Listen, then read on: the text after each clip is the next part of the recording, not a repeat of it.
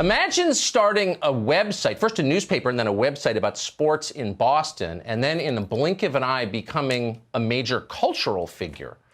That happened to Dave Portnoy. The country's benefited from it. The question is, how exactly did that happen, and what are the lessons for the rest of us? Dave Portnoy joins us on set to explain this kind of amazing thing that you've become. Thanks a lot, Dave Portnoy, for coming. Glad to be here. So for the four of our viewers who aren't familiar with who you are, our producers put together a 1 and 14-second best of montage that we're going to open this segment with to kind of set the table for Dave Portnoy. Here it is. They worship him like a third world dictator and even call him El Presidente. Is that glitter on your eyes? I don't see the point of that question. I think this is done. We're going to a nearby park. We're going to run the 40. It's the World Gerbil Show. I'd love to meet a grand champion if they're here. Stunning gerbil. Well, Dave Portnoy is known to millions as El Presidente, not the president of a country, but instead of a mindset. I'm so far over my head right now. No. Boom! Sumo wrestling with USA Sumo. Smashed it.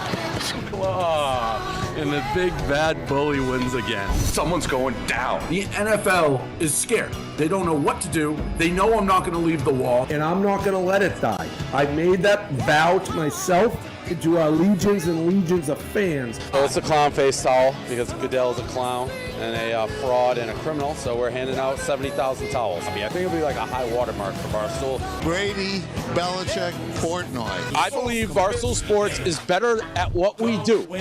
Over the past 10 years, we're funnier, smarter, better, prettier than everybody else who is stealing our shtick on the internet. Talent. He put us in a unique spot. Dave Portnoy and I chatting underneath the clip you just saw. It's great to have you here. So give us, I think some of our viewers will know the story very well. It's kind of a legend at this point, but you start out in Boston. You're a proud chowderhead. You decide we need to cover Boston sports even more deeply than it's being covered, which was more deeply than any sports scene in the world. And you start this newspaper, it becomes a website, and then you wind up like the person that you are. How'd that happen? Geez. It's not overnight. It's 20 years almost that we've been doing this. Essentially, I started out handing newspapers. I knew I wanted to try my own thing. It was a business idea from the get-go. And as you say, Boston sports was covered, but from an angry perspective. What I mean by that, the guy who covered the Red Sox, Dan Shaughnessy, for example. Famously, but he would root against the Red Sox. He was happy when they were miserable, not the fan perspective. And I kind of thought maybe there was a angle there, a vertical. Bill Simmons was exploding at the time, Boston guy, and I thought there was something there. So I started from a business perspective, newspaper, and it was, I had 10 aliases. So I was the sales guy, I was the writer, distribution, all fake names. It was just, I wanted to do something that I would enjoy. I didn't want to work for somebody else. I didn't care if I made 60 grand a year. I would wake up, work 24 hours a day for myself. So that's how it started. Wait, can I just pause you right there? As I do my psychological study of you and of your life.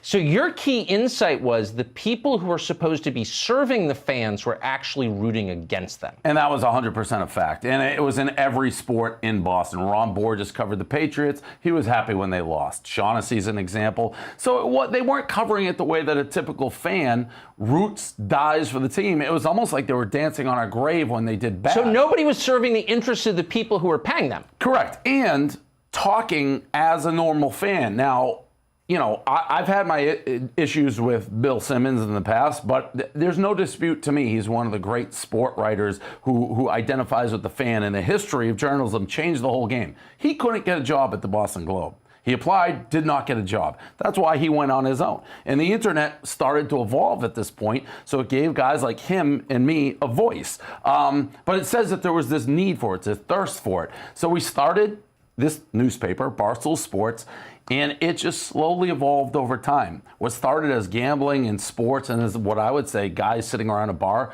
talking about anything that a guy would talk about watching a game, whether it's sports, girls, entertainment, you name it, it slowly just morphed over the course of the years. We would follow what people said they liked. We'd pivot quickly, and it was just word of mouth. Well, so what's so interesting is, I'm not a Simmons fan, but I'll acknowledge the guy's a very good writer. Spectacular He's writer. a very talented person, whatever you think of him.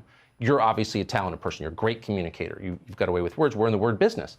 So the Boston sports establishment kept out people who are more talented than they are. Correct. And they got fat and happy. There was a powerhouse radio station, WEEI. It was the #1 sports talk radio station in the country. They had the Boston Globe. They had a monopoly, basically, on how people got their information, their news, whatever it may be in sports. And prior to the internet, there was no way to compete versus that. Like somebody like myself or Simmons would have to get hired by these media outlets to be heard. The internet was the great equalizer because you could get your voice heard, and if you were talented and funny enough or interesting enough, you could create an audience without needing them, and it leveled the playing field. It really did. How interesting. So you start this thing, it starts to explode, it becomes, in the end, it's obviously much more popular than the Boston Globe, which was sold for like $30. Yeah, I would say by the time I left Boston, which was around 6 years ago, Barstool Sports was the most impactful, powerful media outlet in Boston.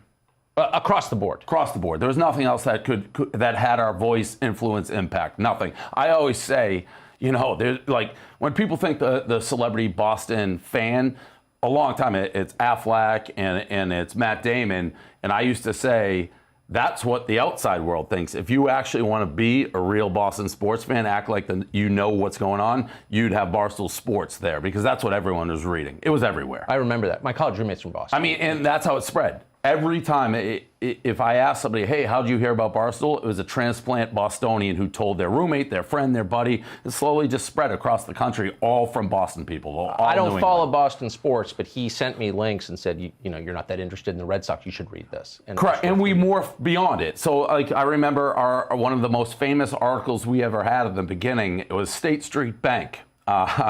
They offered voluntary, I think, early retirement, basically, and they got swamped by how many people actually accepted it. And it was an article on State Street Bank and how they were a failure, basically. And I'm sitting handing the newspaper out in the financial district outside the shadows of State Street Bank. So it wasn't just sports; it was everything.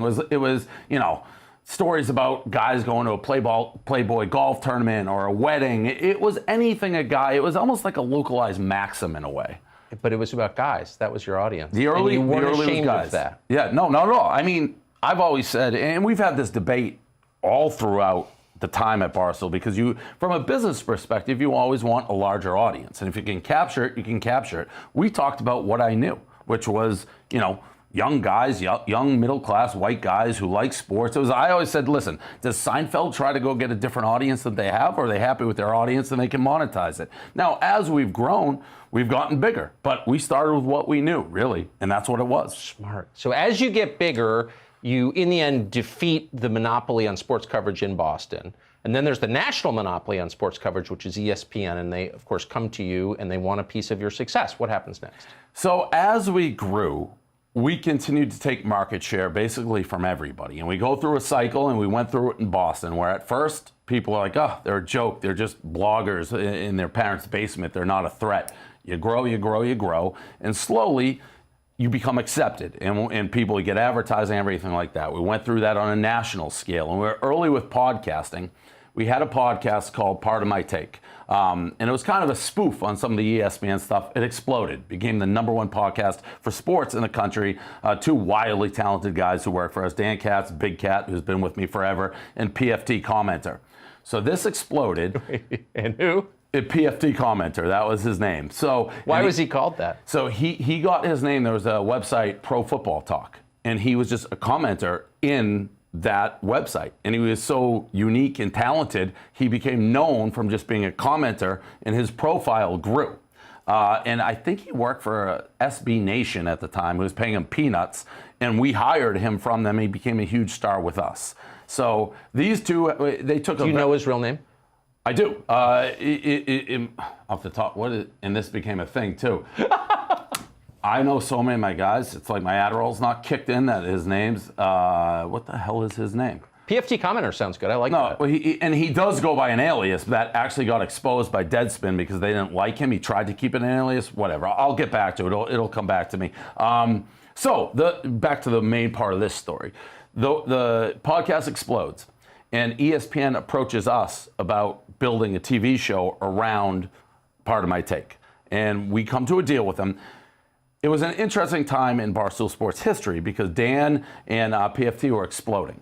And I didn't want to like limit their growth. ESPN's a huge channel. They go on. We had negotiations. I was never comfortable in these negotiations. I thought they wanted to test drive these two. Hey, let's see if they do well on ESPN, and then we'll offer them a huge contract and try to steal them from Barstool. That was my vibe, but we worked out a deal because, again, Dan had been with me forever, and PFT, it seemed like something as the right thing to do for them was to give them this opportunity. So we do the show. It's a year in the making.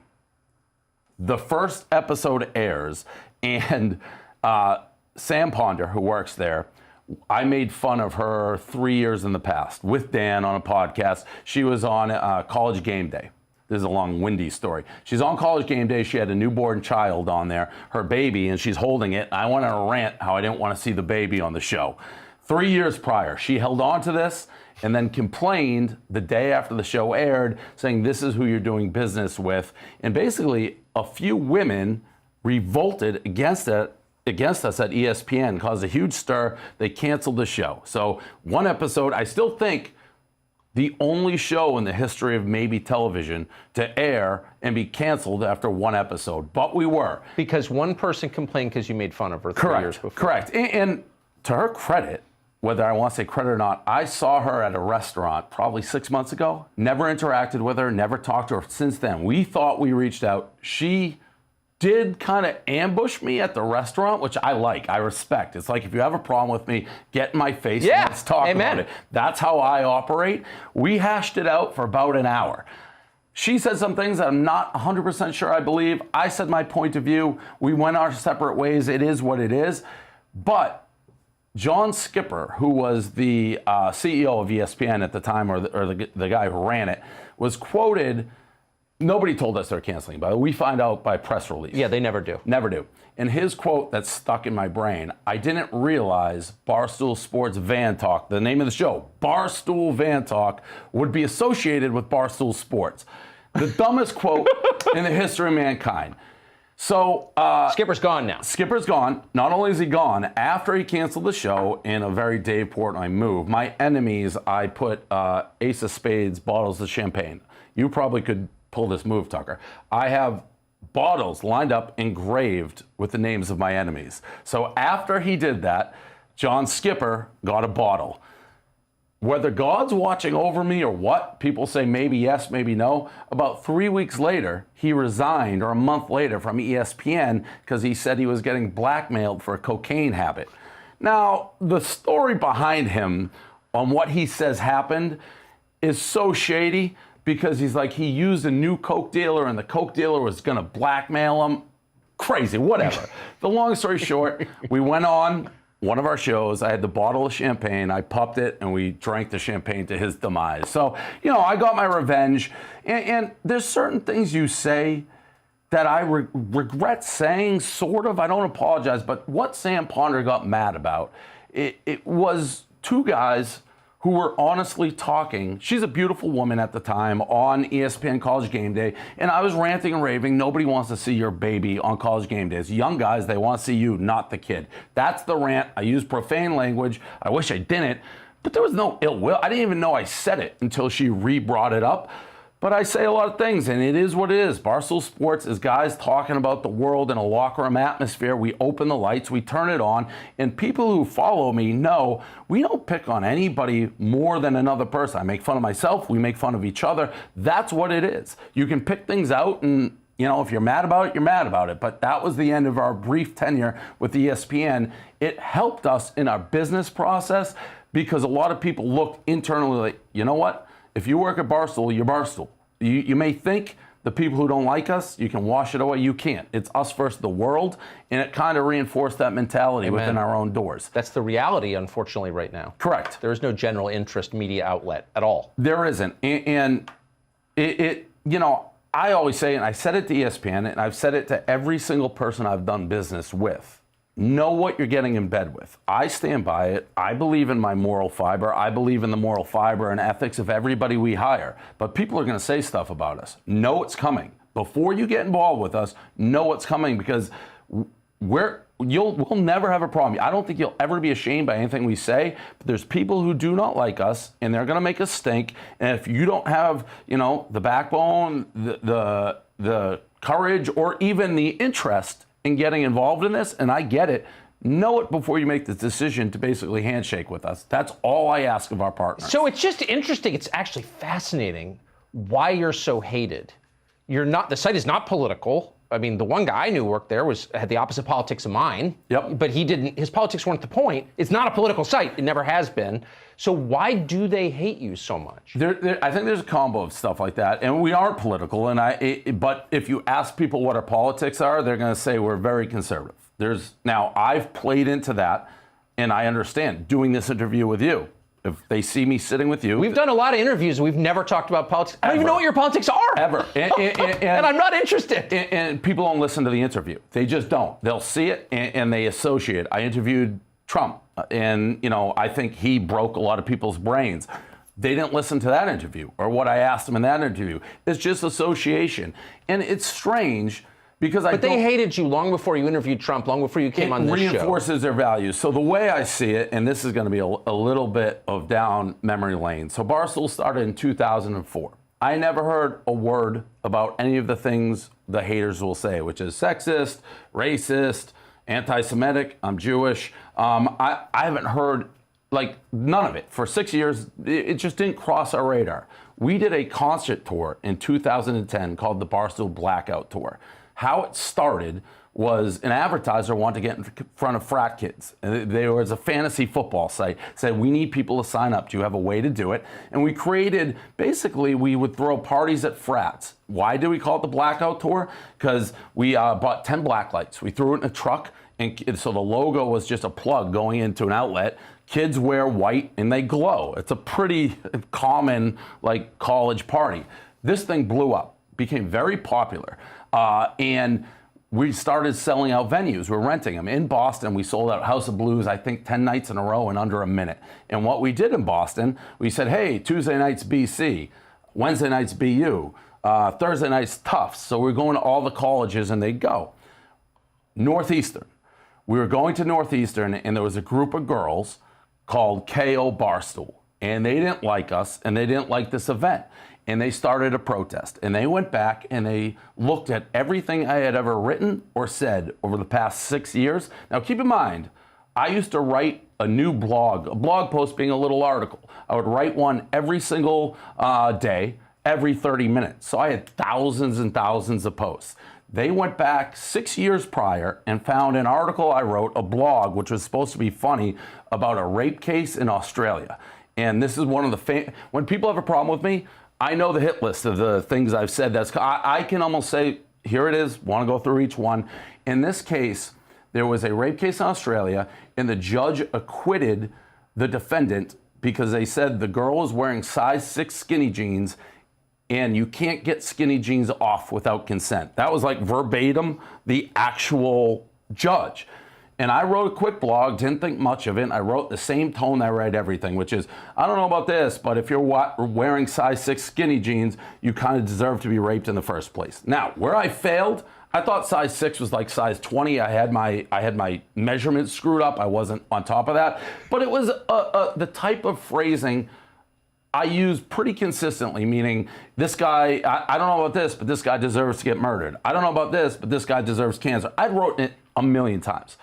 They took this article and it became big news. They went to the school, they went to every outlet saying basically Dave Portnoy condones rape. And I never backed down. I never backed down from it. And from that point on, I ended up on Inside Edition. This is a clip that people still use right now where the reporter asked me, do you realize how offensive this is? And my answer was, no, I do not, because if I did, I wouldn't have made the joke. Which I wouldn't. I'm not trying to offend people. I'm trying to be funny. And if I realized openly something's offensive, I wouldn't do it. I don't think rape's funny. I don't condone it. We have a long history. You have to be a psycho too. I made a joke 6 years ago that you're trying to roast me for now. And I never backed down. So when this happened, you were pretty young. The business wasn't huge. You didn't, people weren't sending you $100 million to grow it.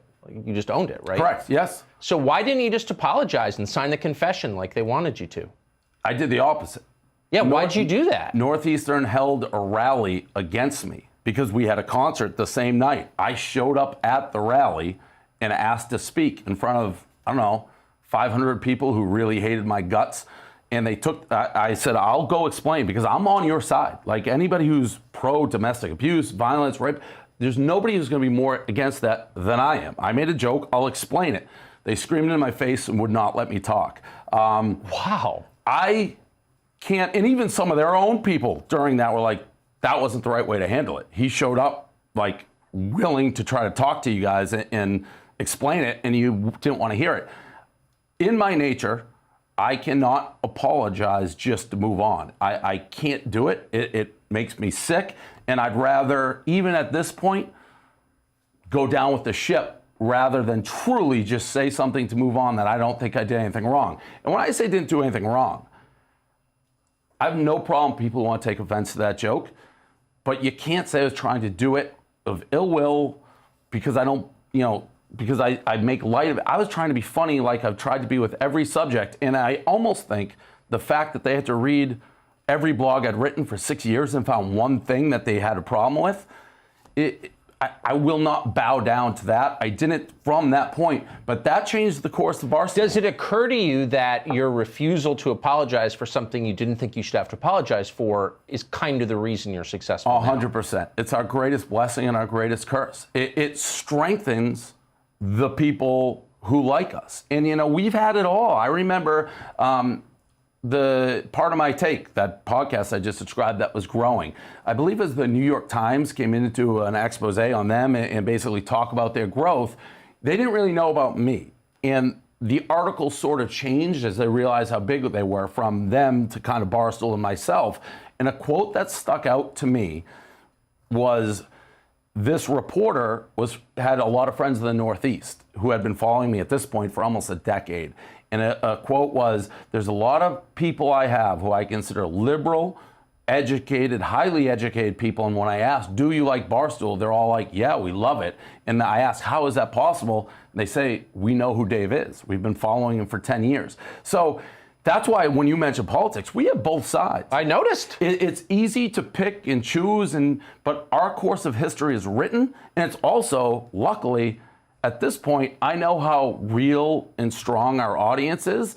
It's been, I always say brick by brick, but it really is. We have a very strong foundation, and they're not going anywhere. So I'm not going to let the winds of political change or whatever it is change how we look at the world. So that's why I find it fascinating. I mean, it's not, I work in the political commentary business. It's not surprising to me when people hate me or Rachel Maddow or someone else who got strong political views. Like, that's baked into the cake.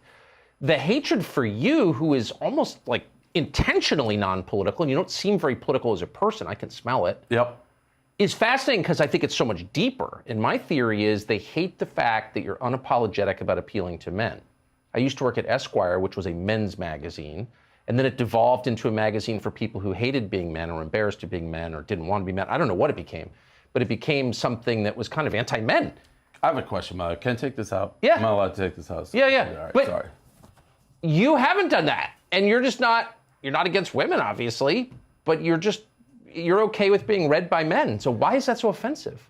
It shouldn't be. And again, even people don't do any research. If you're true to yourself, there's nothing wrong with being a man. And we always, for example, a feature of our website used to be Smoke Show of the Day. Still kind of is. I remember it. We're a local girl we'd feature on the website. We would ask permission. We'd be like, hey, we want to feature you. We'd take pictures they'd already posted on their social media and post it. People got mad about that. To me, it's lunacy. And it obviously has shifted more. It's just so much hypocrisy. Like Sports Illustrated, we'd have people from them criticize us. It's like, have you looked at your own magazine, the swimsuit issue or anything like that? It's just very hypocritical. And even we actually, in our early days, we had a site called Stoolala. So we had Barstool Sports, and I found a very talented female called Jenna Marbles, Jenna Mori. She went on to become one of the most popular YouTube stars basically ever, like a forerunner. She was so good, we launched our own site. So on one site, we had Smoke Show of the Day, which is a pretty girl. She was doing Smoke Bro of the Day, a handsome guy. But no one cares about that. They zero in on what they want to zero in on. So the attacks against you have been so intense and personal that, I mean, has it changed your life? Has it changed your attitude? Has it changed you. It hasn't. I always remember, and it goes to what you've said before, we have been built and have benefited in a way because the counterculture who likes us feels emboldened. They stick with us stronger. And so there's good and there's bad. But has it made you paranoid and angry? No, because you know what? When I go out in the street, 99% of the people I see are super friendly, and the people who don't like me, I probably won't like them first. To me, they're losers. They're crazy people. I mean, some of the people who truly don't like me, I see what they say, and I see what they react to, and it's like, this person doesn't have an ounce of a sense of humor in their lives. The Office, my favorite show of all time. Yeah. All time. Steve Carell said he didn't think that show would be able to be made now. The jokes they made wouldn't pass. So, that's sad, but I wouldn't say it makes me paranoid. It's sad more than anything. And even doing shows like this show, one of the things I think a lot of people who hate me don't do, which I've done, is I do research. Yeah. I see, just because somebody says something about a person or whatever, I go back and see, I'll dig into it rather than just trusting somebody. We have probably 4 to 6 articles that have been written about me that if I read them without knowing myself and just trusted it, I'd be like, this guy's the next Hitler. I would honestly believe that if I read it. But I'm the central character, so I know the context, I know everything. So I do that for everything I'm involved in. Same thing happened to me. Denounced as a white supremacist for quoting Martin Luther King. That's when you realize it's not really real. Well, what's Deadspin? You referred to Deadspin. Oh, that's like the worst website that ever lived. It literally is. It's the most. And there's a lot of things. There's certain people who, if they don't like me, I can respect it if they're consistent. Deadspin was a site that's been around since I've been around, and they've done things that I would never do, and it was kind of similar to us in respect, and then it slowly morphed into what I would say is the least fun, most moral superiority complex, even though their past is so sordid, and they feel like they're the moral authority, I guess, on the world. They also went bankrupt for posting an illegal sex video. Then they went bankrupt because they can't get advertising. They have no fan base, but they just throw arrows. They've kind of been defeated, but for a while, they would write articles and people would take it as fact. It would be like your arch enemy getting quoted as though everybody should have to say, and I do actually, if you hate somebody, there should have to be a little disclaimer. Oh, by the way, I despise this person. Well, so take everything I just said with knowing that. Or love someone. You can't cover your own girlfriend. Correct. Right? And you Yes. can't cover your arch enemy. I mean, I was an editor. I assigned people to cover things. Too much emotion makes it invalid. There was one, for example, one girl there in particular, young college girl, and I had been doing this thing for 15 years, got hired. I'm not even gonna say her name, but she became one of my enemies. She would trash me so much. Never acknowledge her, not once. Didn't say a word about her, but she was getting more and more personal with me to the point I thought she was in the arena. I thought she was in the circus of trying to get page views. And I wrote an article, a blog, and I quoted Seinfeld. There's an episode of Seinfeld where George Costanza, a woman hates him so much that he was essentially, anybody who hates me this much, I kind of like. I wrote the same article, included the video clip of Costanza saying it, and they said I was sexually harassing her. It's like, what world can't you see that is a joke? Isn't it weird how the most aggressive people become the victims the most quickly? And that is social media 101. That is a thing that has gotten us in trouble consistently through the years. It's something even within our own company, people are divided on how to handle it. I have always been, if you throw an unprovoked punch at us, and it's personal and it's deep, it is not my job to protect you on social media. I won't say anything over the line, but if I say, prove it, debate me, this is, crap, not true, people in our crowd go after them, and then I get blamed for it, and I've never seen it that way. I refuse to see it that way. Now, do I want our crowd to be idiots and go over the line? Of course not, but you can't throw a punch on Twitter and then scream for privacy. That I've never understood. No, it doesn't make any sense. But that's what they always say. So Barstool gets huge, you become this major figure, then Corona hits, and all of a sudden you find yourself, and you chose to be really, at the center of the biggest national debate, and it's about how do we respond to the lockdowns. I want to play a clip. This is from last May. I think you posted this on Twitter. Here's about a minute. Here it is. What the is going on? When did this become flatten the curve, flatten the curve, flatten the curve to we have to find a cure or everyone's going to die? Like Fauci. Seems like a nice enough dude. I've always been like, oh, no agenda. Looks like he could be maybe the grandfather in Wedding Crashers. Gets in front of the Senate. He's like, we reopen the country too quick, everyone's dead. Where'd that come from? Find a cure? Who says we're going to find a cure? We haven't found a cure to cancer. It took AIDS 20 years or whatever. Do we even have a cure? So the economy's just shut down? All we've heard forever, flatten the curve, make sure there's hospital beds. We're there.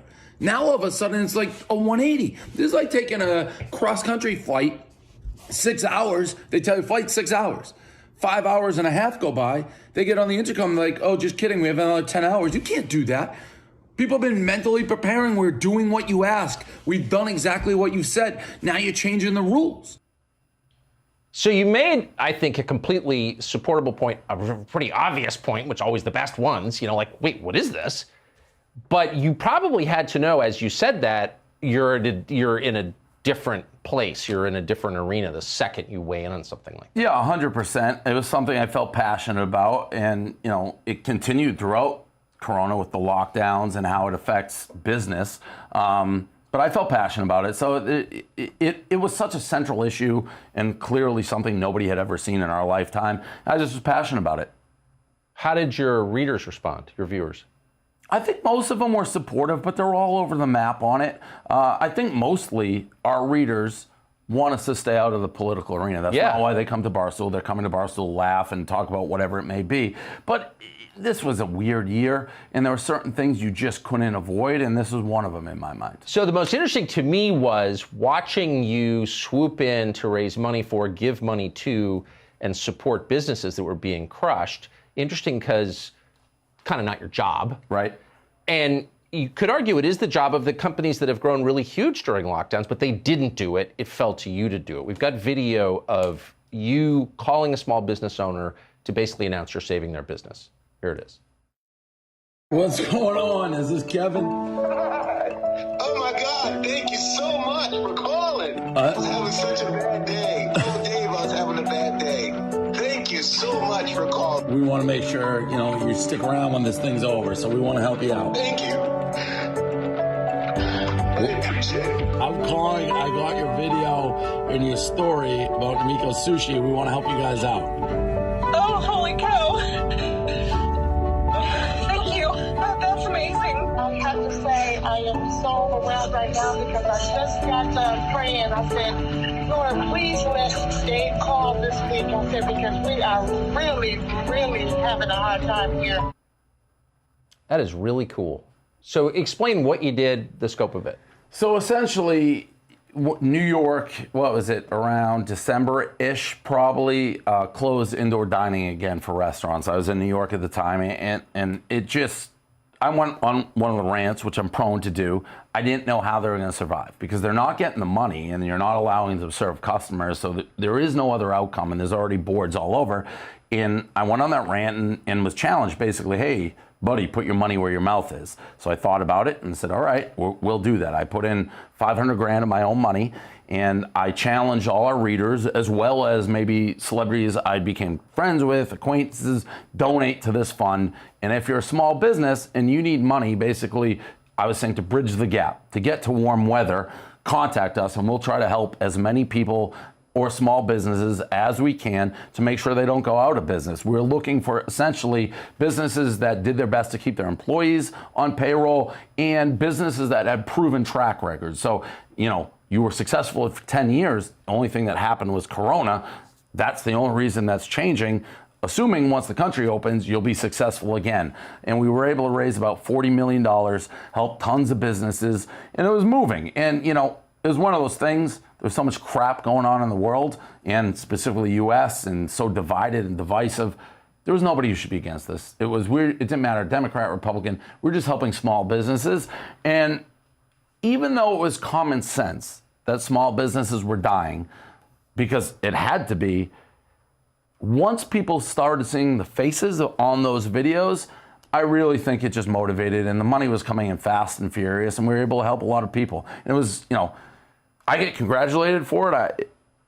I was happy we can do it. We were just kind of the conduit. But it was something that I'm proud that we were able to help with. You run a sports website, but here you started your own aid program. Correct, yeah. So where's this where's this going? Well, we've done charity throughout the history at Barstool. When there's causes that happen, like I was in Boston when the Boston Marathon bombing happened, we raised $250,000 to get a guy a new house. We were much smaller at the time. The shooting in Orlando, the nightclub shooting, we raised money for that. So anytime really that I was in Boston, New York, that a police officer was slain, we'd raise money for the family. So we've always done charity, and this was something, there's help. We can help. And we jumped in. It's funny because since that, and it definitely rose, I think, my profile, notoriety. And I don't know if people are serious or not. They're like, run for office, do this. I would never do that because you can't get anything done. Like, it's fairly disgusting in my mind that the government didn't do something far earlier. And since they caused it. They caused it, and it's not that hard. Like, it took me 24 hours to come up with this concept and put it in motion and go. Everyone should want to help small businesses. So it was disheartening to see the government not do anything. I'm glad we could help a little bit. And it wasn't myself. Guy Fieri was another guy who raised about $25 million. We teamed up. We helped. People want to help. People wanted leaders to help. They really did. And none were. No, nobody was coming out. So you'd never run for office? I would never run for office ever in a bazillion years. There's so many different things. I like my life. I don't want to hate my life. That's true. I don't need that headache. And to be honest, they don't get anything done. They just sit there and they yell at each other, and everything is so political and so agenda driven. Even if there is somebody, regardless of party, who has the most ideal, pure, motivations, I don't think they can get anything done. I really don't. I think you're right. And it's sad. But the political party is broken. So maybe the rest of us have to act outside of that structure. Seems that way. Private business, ironically, but private business was helping other businesses, really. What's sports betting about? You're in the sports betting business now. Yeah. So Barstool actually started, its roots were gambling. It was sports, fantasy, gambling. I love that you call it gambling. Yeah, it was not gaming. Well, it's gambling. Yeah, gambling, however you want to look at it. I actually flew out to casinos before I started Barstool to find out could I get involved in this industry because I enjoyed it and I wanted to do something I enjoyed. So about, a year and a half, 2 years ago, the laws in the United States changed where sports gambling, which was prior only legal in Las Vegas, became legal everywhere. Became a state issue, exactly like marijuana. So state by state, you can decide whether it's legal. That was very good for Barstool because we have this huge audience. Our roots were in gambling in a company called Penn National Gaming, which was the largest regional casino operator. They were going to get into the online gambling, but they didn't have a recognizable brand. So they came to us and they bought an interest in us, and we became kind of their customer-facing brand, so Barstool Sportsbook. So if you're in Michigan, Illinois, Pennsylvania, you can bet on sports through us. Slowly, we'll be everywhere, and you'll be able to bet with Barstool Sports. So it was a very good moment for us. It was a good moment for me financially, and that's really my main focus almost right now with Barstool is expanding the Barstool Sports footprint, Barstool Sportsbook. Do you bet? I do, poorly. How have you done over time? No, terrible. Nobody wins gambling. I'm one of the few. I am one of the. Is this like Anheuser-Busch telling me not to drink? Well, no, because I want you to gamble. It's fun. Gamble responsibly. But I may be one of the few who actually have come out ahead because of this deal. Like usually you don't. The house always wins. That's a statement that's not like false. That's true. Yeah, but you're not supposed to say that if you're the house. Listen, we tell it how it is. Enjoy it, do it responsibly. In the end, the house always wins. That's just a fact. So what about Wall Street? You got locked in your apartment for a year, and you spent an awful lot of time day trading. So essentially, we did this deal for the sports book. In my focus, the casino deal. And I was gearing up, hey, we're going to start promoting the crap out of this. Sports gambling, this is the future. And then Corona hits, and sports stop. So I looked around, I said, what am I going to do now? Well, gambling day trading, stock market, despite what the suits on Wall Street say, it's a form of gambling. That's all it is. So I just said, all right, I'm gonna start day trading a little bit. I'm gonna put a live camera on me so people will see me do it in real time. I wore a suit. I had a little bell day one. I said, like Davey Wall Street. I forget what I called it. Whatever office name I gave it. And right away, people gravitated towards it. Now, I was gambling, lots of money. I'm losing, I'm winning. They're seeing my real reaction in real time. And it just caught on. And I started doing it every day. I wake up at the beginning of the stock market, and then I go live at the end. And in a very Barstool fashion, it just took off. The seminal moment that probably made, I call it Davey Day Trader Global, that's the name of my firm. But what probably made it take off is at one point I'm getting killed, just killed. And by the way, like the CNBCs and the Fox businesses, they loved when I was getting killed. It was like, the new guy stinks, he's getting killed. Let's have him on the air and talk about how stupid he is. And I played along and I went with it. It was good airtime.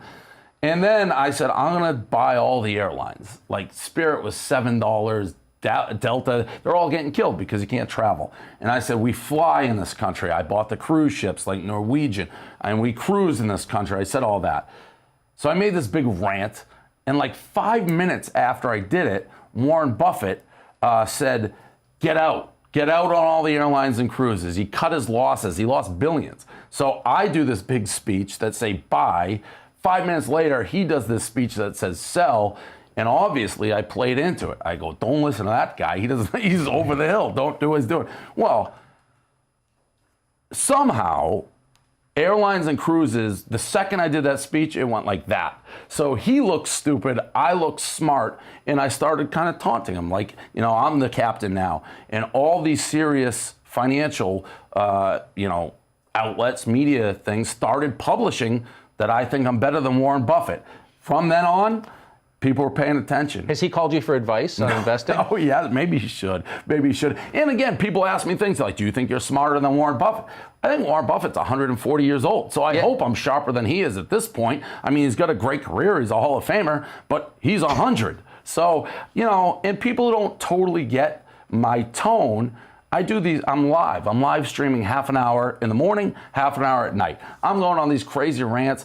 I was treating the stock market like how people treat sports. We're making hype videos and using the internet, which all these stuffy Wall Street people had never done. They'd never seen it. They never, experienced it. I was calling them out. I was trash talking them, and we became our own thing. Now, the Wall Street Journal came out with an article the other day, said I'm one of the most influential, stock market people there is. So it's been a wild ride. Did the SEC show up at your house? No, because I always say, don't follow me. I'm not a financial advisor. I'm just telling you my opinion. And by the way, simultaneously, Penn, which is a publicly traded company, had just about the best stock year of any.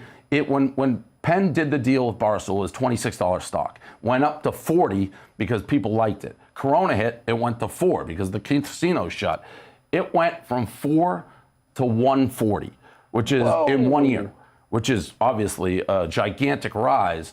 And most people were saying the reason it was happening was because of me and this Davey Day Trader shtick I had going on. So I became very influential on Wall Street. I don't know how it happened, but and rich, I assume. You had a piece of that. Yeah, right? Oh yeah. Well, I just bought a house in Miami. I'm doing well. What are you doing with your money? Sincere question. Like, you make all this money, you don't spend it. You didn't grow up rich, no, right? Middle class, average middle class. Yeah. So you make. I imagine when you were a kid, you didn't think you were going to be rich because you went into journalism. Never in a million years did I. As I said in the beginning, I would have been happy making $60 grand a year. Yeah. I have more. I mean, I'm not like a Steve Cohen or any of these, but I have more money than I ever dreamed I'd have, and I spent it. I enjoy myself. So what do you spend it? I mean, houses going out. I mean, I bought my parents a house. Whatever I want. Have you enjoyed it? Of course. How could you not? No, because some people succeed and then it destroys them. They actually don't like succeeding. No, I honestly, people could say this. Well, I've said this. If I lost all the money, I think I'd be the same. The only thing I'd miss is I don't fly I fly private now. I don't fly commercial. But other than that, I take it, leave it. I could do whatever. I didn't have it before. I have it now. But not having to go through security at an airport is like the greatest blessing of all time. Yeah. What did you learn about Wall Street? Well, I don't know that I learned anything that I didn't think before. I mean, it's designed to keep the rich rich, and the little guy struggles, which is a lot of the GameStop stuff. But so you think that's baked in the cake? I think that's baked in the cake. I think it's always been baked in the cake, sort of. I don't think there's necessarily a rhyme or reason why things go up or down, but the power is held in a very select few, and they can manipulate the market. It's very hard to win it as the little guy. I truly believe that. It doesn't sound really like a market, because a market suggests that it responds to reality. If your product becomes more valuable, its share price rises. Correct. That's not what you're describing. No, there may be some that is the case, but I truly don't believe that is the majority. I think there's underlying algorithms, charts, whatever, or bigger companies who can control it. But yes, the market is not as fair as I guess the people who run it would like it to be. I just think it's the world's biggest casino. I really look at it that way, and you're playing roulette to a degree, except it's tilted in those in power's favor. I really believe that. So how'd you get rich on it?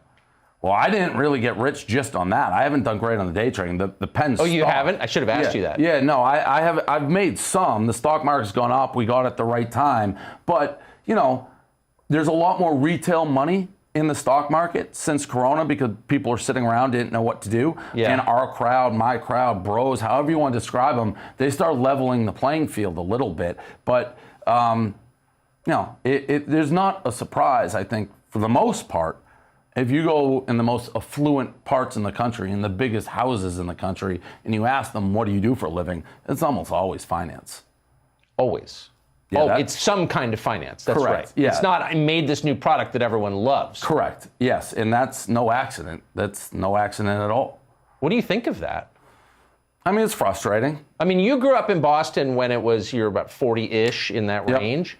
There was still real manufacturing. I mean, they had like actual companies like 100%. Gillette, for example. Not everybody worked just with numbers. No, and Al, it's a different thing. Finance is how you make money. Even for me, I've done Barstool for 20 years. I didn't see what I would consider even in I think the finance world, people look at me and say, he's not rich. Like, I consider myself very well off, but in the finance world, I don't think so. But it took finance and stocks for me to really make it to that next level. Now, obviously, that's not everybody, but, how's Elon Musk making all his money? It's not necessarily just because of Tesla. It's the stock. It's finance. Everything's finance. Does that worry you? In what way? Do you think that's good for a country to allocate its money that way, that the richest people aren't necessarily creating the best things? They're just the best at the game? Yeah, it would worry, but I don't think that's like a new development. I think that's current, and it shouldn't necessarily be that way, but that's how it's been since I've been aware of money, really. Yeah. I mean, if you go back like the movie Wall Street and things like these aren't new developments. It changes, it shifts, whatever it may be, but that's how it's been for a long time. No, I wouldn't say it's right, but that's how it's been. Yeah.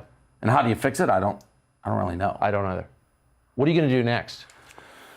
So my future is for sure trying to expand the Barstool gambling. I've said this many times. I'm lucky. We have a legalized vice that I'm at the forefront of. That's what gambling is, just like marijuana. So it's right time, right place. And if we can do what I hope we can do with Barstool, that'll be my swan song, sort of, next 4 or 5 years, really building this thing into an empire. You'll be a young man in 4 or 5 years. Uh-huh. So you're saying, what do I do then? Yeah, kind of. A lot of golf, a lot of horse racing. I love horse racing. Beaches, relaxing. People say that. They're like, you have to work. You're born to work. You won't be able to go away. Yeah. I've always said, I could turn into a cloud of smoke and be gone and enjoy my life. If somebody gave you $100 million or whatever your number is. And I'm clear? Yeah. Clear. See ya. Bye. How long do you think that would last? Forever. If you can't make $100 million last, I don't know what you do. No, but how long do you think your kind of satisfaction would last? I've never had that, I've never had that openness. I think it could last a very long time. Travel, I don't know. You're giving me a skeptical look. No chance. There's no chance. I think I could. Uh-huh. I really do. Like, I like eating at nice restaurants. I like pretty girls. I like horse racing. I think all those things could keep me pretty occupied. So what, but look, I'll end on this, but let's just take your long-running and highly amusing and instructive feud with Roger Goodell. Right. Okay. So I'll ask you the macro question first, and then I hope you fill in the details. Could you live without tossing a grenade into Roger Goodell HQ every day? I could still do that, I think. Couldn't I? Couldn't I just be myself? That's not golfing or sitting on the beach. Well, I could be in between holes and be like, all right, I'm just going to tweet this at Roger Goodell. You know, What tell us about Roger Goodell. Where does that stand? You know, he's got to be one of the least self-aware humans of all time. He really does. So we have a long-standing feud with him that started basically as a joke, for lack of a better word. So I'm a Patriot fan. Tom Brady obviously is a Patriot. And Deflategate, when he deflated the footballs, we're all in New England, and he got suspended for 4 games. He got suspended. Nobody knew this case more than I did. Goodell had no proof. He didn't prove anything. He changed the rules. He was out to get him for whatever reason. So myself, 3 other employees handcuffed ourselves to each other in NFL headquarters, demanding to speak to Goodell. We had Brady paraphernalia on. I had 1-2, in eye black on my face, and we got a night in jail for trespassing. From that point on, it escalated and escalated, a series of events culminating in me getting dragged out of the Super Bowl in handcuffs, even though I bought tickets, because we weren't allowed the Super Bowl from that event.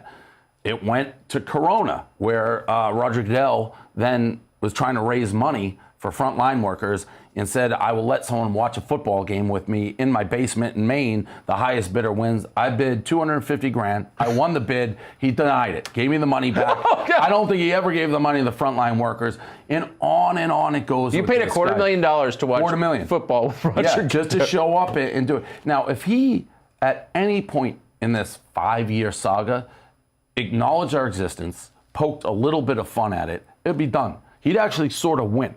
Ironically, he has given us this outsider, renegade vibe that's helped us very much and made us seem like, it's Roger Goodell in the NFL versus little old Barstool, even as we've gotten bigger. But he's an idiot. The fact that he doesn't have one guy who's just shake his hand is done. Wait, so you've never even talked to him? Never talked to him. Never gotten close to him. We're barred. We are literally banned from every single NFL event. After the Patriots won the Super Bowl, I watched it in a holding cell. I went to the Patriots party after, and they tried to kick me out of that. And it was a Patriot event, so all these fans... Well, you got out of the holding cell and went to the party? Of course. They walked me out in handcuffs. The Patriots won. I went to the party, given tickets by the Crafts who own the team, and their NFL security tried to kick me out of the hotel. So many people gathered around, security, NFL, had to call the Crafts. And they said, what do you want to do here? I said, who do you got? They said, Dave. They go, he stays. Jonathan Kraft has signed the wall of our office, the only news organization that gets it right 100% of the time.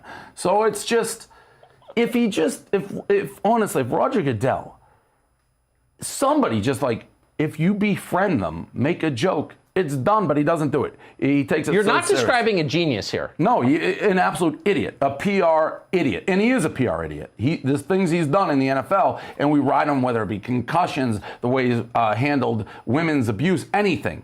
You want to talk about a guy who blows in the wind of public opinion. He's number one. I mean, the things he's done, granted, it's a monopoly and they make all this money, but he is a true idiot in the way he handles controversy. Well, how did he get so rich? What does he make a year? 40 mil. He's the most overpaid human of all time. But in my mind, he may be an overpaid punching bag because he does work for a group of powerful men, and every controversy, everything that's handled that goes bad, he gets blamed. Maybe there's more to it, but he's basically a $40 million punching bag for when things go wrong. You think you could get one for $6 million? You would think so. Again, I would say his job, professional athletes. I can't throw a baseball 100. I can't run a 4.2 40. There's lots of guys who can do what he does. He's not uniquely smart. He's just kept the train on the tracks. He came from a good family, got in at the right point, and somehow got the job. But he's, is he some super genius? No. The NFL has proven that the NFL is virtually unstoppable unless concussions and that thing take it down. So you're describing a human metaphor for like a lot of people in this country. To a degree, yes. Amazing. Dave Portnoy, when you announce for president, I hope you'll do it on our show. Yeah, if that ever happens. From the golf course. It was great to see you. Thank you. Thanks for having me. Show's called Tucker Carlson Today, Monday, Wednesday, and Friday on Fox Nation. And of course, we'll see you every weeknight, 8 p.m. on the News Channel.